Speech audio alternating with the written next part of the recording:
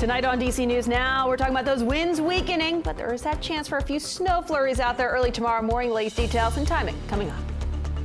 The Virginia man accused of planting pipe bombs in D.C. is back in court, where his defense lawyers are trying to send him until trial and when the judge could decide. Making sure everyone has a fun and safe New Year's Eve. One of those holidays where well over a third of all traffic deaths in this country involve drunk drivers. How to take advantage for free tomorrow. Historic light show to kick off the new year. We are taking you behind the scenes as crews prepare to light up the Washington Monument. You're watching the station covering all of the DMV. This is DC News Now. Good Tuesday evening, everybody. Thank you for joining us for DC News Now at 9 o'clock. I'm Ben Dennis. Chris and Susan have the night off. We got a live look outside as those winds continuing to die down. It certainly was a busy the last 2 days.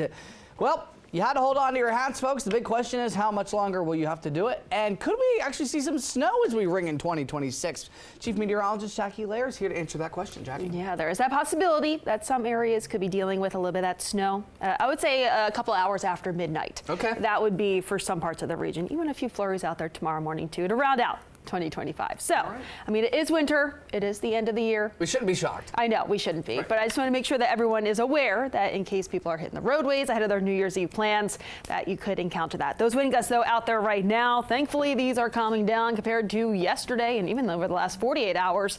Seeing those wind gusts right now, anywhere between 25 and close to 30 miles per hour. Sustained winds, mainly out of the west, too, between 10 to 20. So in terms of temperatures, though, we're already on the colder side, into those mid-upper 20s for most of the area. But when factor in that wind, it's feeling like we're into those teens for much of the area, getting close to the single digits farther out towards the west. So bundle up if you do have those plans tonight or into early tomorrow morning. Satellite radar showing us any snowfall activity mainly off towards our north, but we could have that little burst of snow out there early tomorrow morning. But then that low pressure farther out towards the Great Lakes region, that will continue to dive its way into our area. A cold front along with it will bring more of a chance for accumulating snowfall back out towards our westernmost areas later on tomorrow and into early Thursday morning. So that's why we do have some winter storm warnings and winter weather advisories for parts of western Maryland and also parts of West Virginia. Overnight tonight, we do see those overnight lows low to mid 20s. Now tomorrow, for the final day of 2025, high temperatures will be eventually into the 40s, or it should be right around 40. But through the morning hours, we should be right around those lower 30s. So make sure to bundle up, but we're tracking those mainly cloudy skies. More details, time out the rest of that 7-day forecast coming up. All right, Jackie, looking forward to it. Thanks. One of your top stories, the man accused of placing 2 pipe bombs on Capitol Hill the night before the January 6th attack appeared in court today. His attorneys arguing he should be released under strict supervision before he goes to trial. DC News Now's Marielle Carbone is outside of the federal courthouse with the latest. Prosecutors argue that 30-year-old Brian Cole Jr. gave a detailed confession about how he purchased the materials, made those pipe bombs, and then drove them and dropped them here in D.C. Cole's attorneys, though, they say that although these crimes or alleged crimes are serious, that he's not dangerous and can be released pre-trial. Now, a few points made in court today. Prosecutors say that Cole wiped his phone nearly 950 times since December of 2020. They argue that that was to conceal and hide evidence in this case. They also argue if he's released, he'll return to the same conditions that he was in while allegedly committing those crimes, and that if the bombs exploded, they could have been deadly. Now, Cole's attorneys, they say the opposite. For one, they argue he's a young man diagnosed with autism and OCD, which explains wiping his phone so often. They say they have an expert witness that said the bombs were never capable of detonating, and that Cole has not purchased any materials in 2.5 to 3 years that could be linked to making more bombs. Now, Cole's defense team, they want to see him released to the custody of his grandmother under court supervision by GPS monitoring. They say that the grandmother, who lives in Gainesville, Virginia, has a secure gated community that she lives in. She has security cameras, and that he could work from home if he lives there. They also argue he has no criminal record, has held a steady job, and there's no history of him not complying with court orders. As we mentioned, the judge still taking some time to think about this. He hopes to have a decision on Cole's detention status in the next day or so. Reporting from the federal courthouse, I'm Marielle Carbone, DC News Now. Well, thanks to Marielle. The judge says that he is still taking time to think and hopes to have a decision on the next detention status in the next day or so. Developing right now, the U.S. government says ICE does not plan to detain Kilmar Abrego Garcia again as long as a judge's order banning this stands. The announcement comes as a court order is unsealed. New details show that high-level Justice Department officials called his indictment a top priority, but only after he was mistakenly deported to his home country of El Salvador.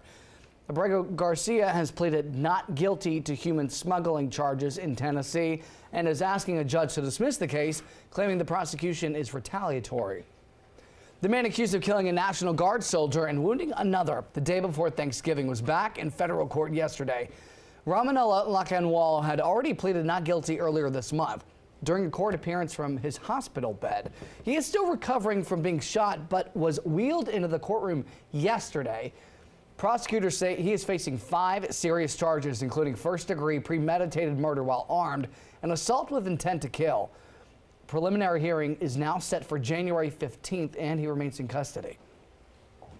In Montgomery County, officials say that a high-rise fire broke out after rubbing alcohol was accidentally knocked over on a nightstand near a lit candle. Officials say this happened in Tacoma Park around 1:14 this morning at the Victory Tower on Carroll Avenue. They did say sprinklers were activated. One person was hurt. 4 folks are without a home. Damage is costly, estimated around $100,000. Take a look at this. D.C. Fire acting heroically after an 18-wheeler went up in flames this morning. This was at the 3rd Street tunnel near New York Avenue. Officials tell us that this broke out around 6:45. Several crews had to be called in, including a hazmat unit to handle the truck's 100 gallons of diesel. How this broke out remains unclear. Millions of people are expected to celebrate and ring in the new year tomorrow night. For New Year's Eve here in the DMV, some local agencies are offering free sober rides to make sure everyone gets home safely. DC News Now's Tim Reed joins us live in Lanham, Maryland. Tim, you spoke to a sober ride service, if you will, today about this measure to keep everybody safe. That's right. Good evening, Ben. Today I spoke to the president of the Washington Regional Alcohol Program, also known as RAP. He's hoping this service will help prevent drunk driving. Oh, I absolutely love it. I think it's really critical for not only the people that are out partying, but also all of the people in the community who aren't partaking in those activities, because it keeps everybody safe. Many across the DMV will be toasting drinks and celebrating New Year's Eve Wednesday night to bring in the new year. We spoke to folks who support free sober rides, calling it a good way to stop drunk driving. A lot of people are going to be drinking and they're going to be in very festive moods, and that's my daughter over there, and usually that creates maybe bad choices or making sure people are not careful where they're going. So I hope people kind of stay safe, stay good, stay well, and make good choices. Free holiday rides will be available on New Year's Eve, provided by the Washington Regional Alcohol Program. All you have to do is type in a code using the Lyft app, and the code is good for $15. People can go to soberride.com and get a code that they put into their Lyft app. Lyft is our rideshare provider, has been since 2017. That will give somebody a $15 free safe ride home. Erickson says the Sober Ride program has been offered since 1991, and over 99,000 have taken advantage of it. We realize that even as good as your programming might be, you have to have some safety valve to these high-risk, high-alcohol consumption periods, and clearly New Year's is one of those. We all deserve to have a good time and to be accountable to our community, to keep our own plans and behavior in check so that our actions don't inadvertently affect and harm other people.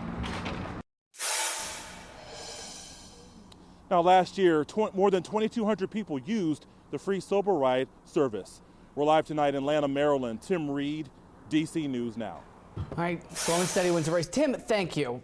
In Fairfax County, the tax to dine out is going up in the new year. Starting in 2026, the county is going to implement their 4% tax on all prepared food and drinks, specifically food and drinks sold by restaurants and caterers.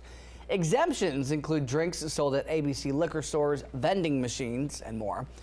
And starting January the 1st, social media platforms will have to limit usage for kids under the age of 16 in Virginia. They will only be allowed on each app for just an hour a day unless parents give consent for more. Mental health professionals say kids are especially vulnerable to social media because their brains are still developing. That includes being susceptible to anxiety, depression, low self-esteem, and some addictive behaviors. While the new rules place responsibility on companies to enforce the limits, professionals say parents still need to be involved in monitoring their kids' use. Also, something that we're seeing is that as an adult and as a parent, we are the ones setting the example for our children. And so if we're also on social media scrolling for hours upon hours, our kids are going to see that and they're going to implement the same behavior. Parents will be able to adjust time limits through consent settings on each platform.